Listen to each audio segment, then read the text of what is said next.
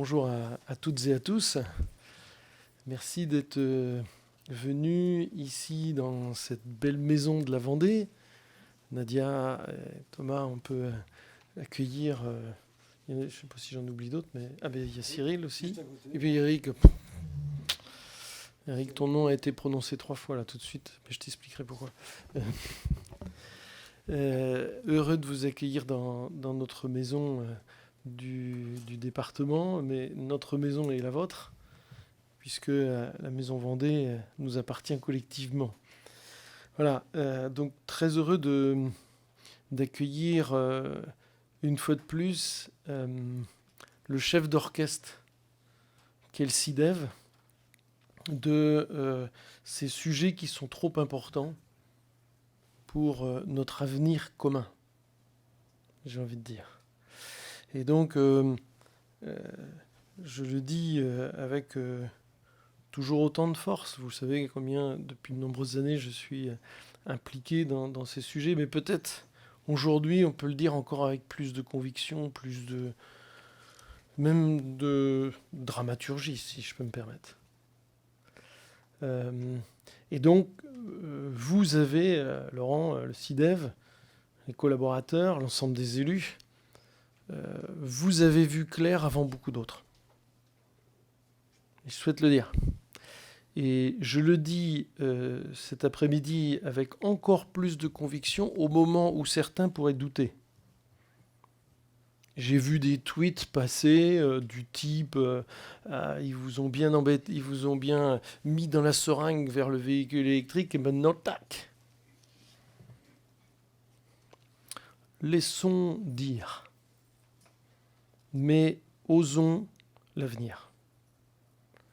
Et très clairement, nous le savons tous, il y a un problème climatique.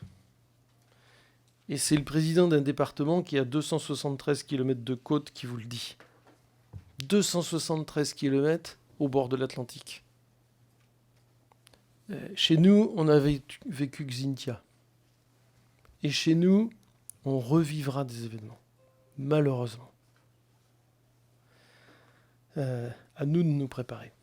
Mais en tous les cas, il y a une chose qui est certaine, c'est qu'il faut qu'on fasse tout pour que ce qui est en train de se dérouler sous nos yeux, eh bien, un jour cesse. On ne pourra pas tout de suite. Ne nous inquiétons, ne laissons pas entendre que grâce à ce que le CIDEV fait beaucoup, mais que grâce à ce que le CIDEV fait, on va changer le monde. Non.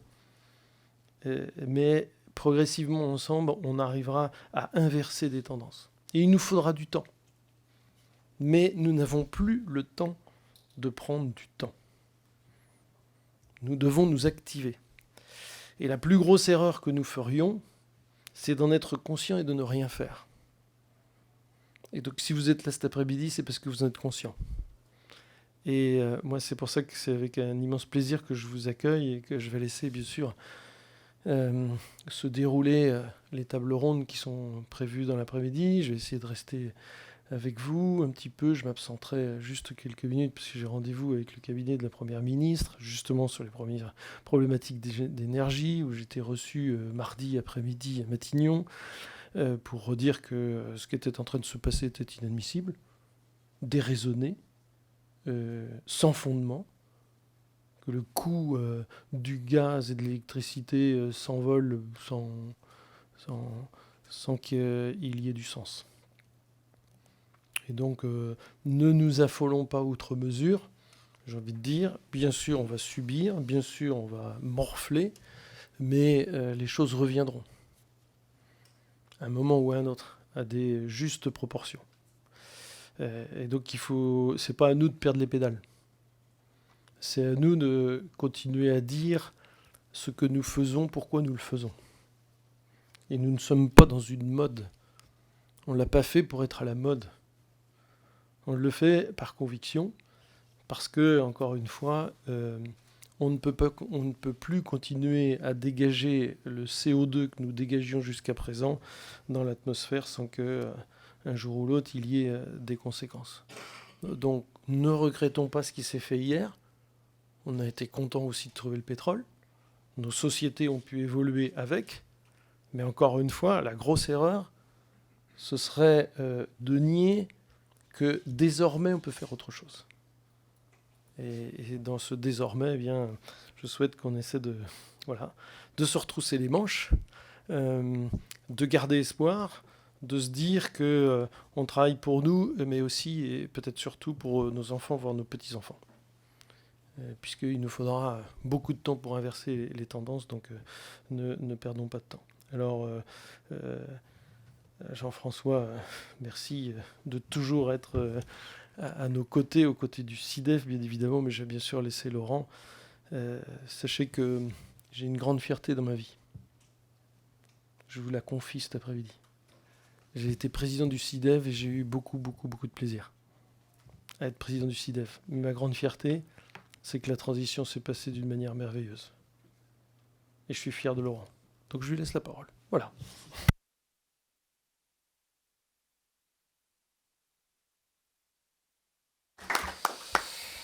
Bien. Merci beaucoup, Alain. Juste quelques mots avant de repasser la parole tout de suite à Jean-François pour entamer cette conférence. Plaisir de vous accueillir tous, évidemment, au nom du CIDEF, au nom des élus du CIDEF qui m'accompagnent aussi. J'en ai deux qui se mettent au bout de la salle, mais qui sont des vaillants collègues qui permettent d'avancer. C'est sur tous les sujets qu'un président avant moi, qui s'appelle Alain, avait excellemment préparé aussi. Et donc, si on travaille aujourd'hui sur ce Vendée Energy Tour, avec les partenaires, vous les voyez tous en haut inscrits sur les écrans. Je tiens à les remercier, évidemment, Jocelyn et les uns et les autres, sur vos partenariats, parce que ça n'existerait pas tout ça. Et surtout, comme l'a dit Alain, c'est pas le moment de baisser les bras.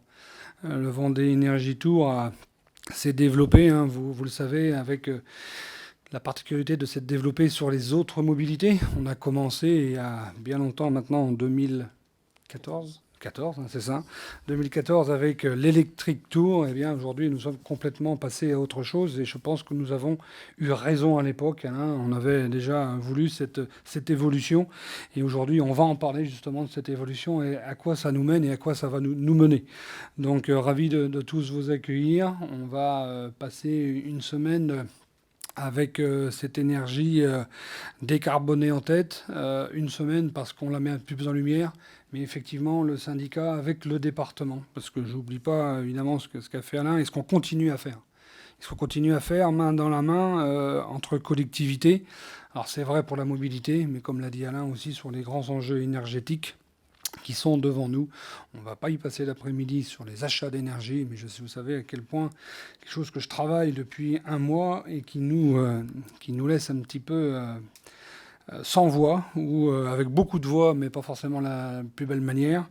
Et effectivement, si on peut dire deux mots quand même, hier, on attendait un peu plus sur les annonces gouvernementales par rapport à la gestion de cette facture énergétique qu'elle sera en 2023. Rien pour le moment, donc nous allons continuer à faire nos calculs.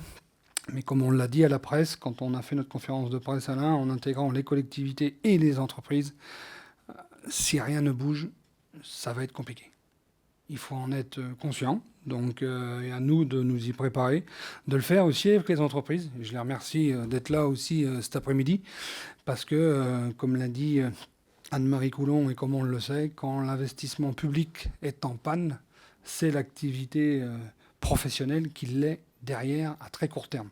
Donc continuons à essayer de travailler main dans la main et avec le département, eh bien, croyez-moi que Alain et moi, nous nous voyons régulièrement et les sujets énergétiques sont au cœur aussi de nos préoccupations. Donc bienvenue à tous pour cet après-midi sur le début du Vendée Energy Tour et je repasse la parole tout de suite à Jean-François Villeray que je remercie énormément de sa présence cet après-midi.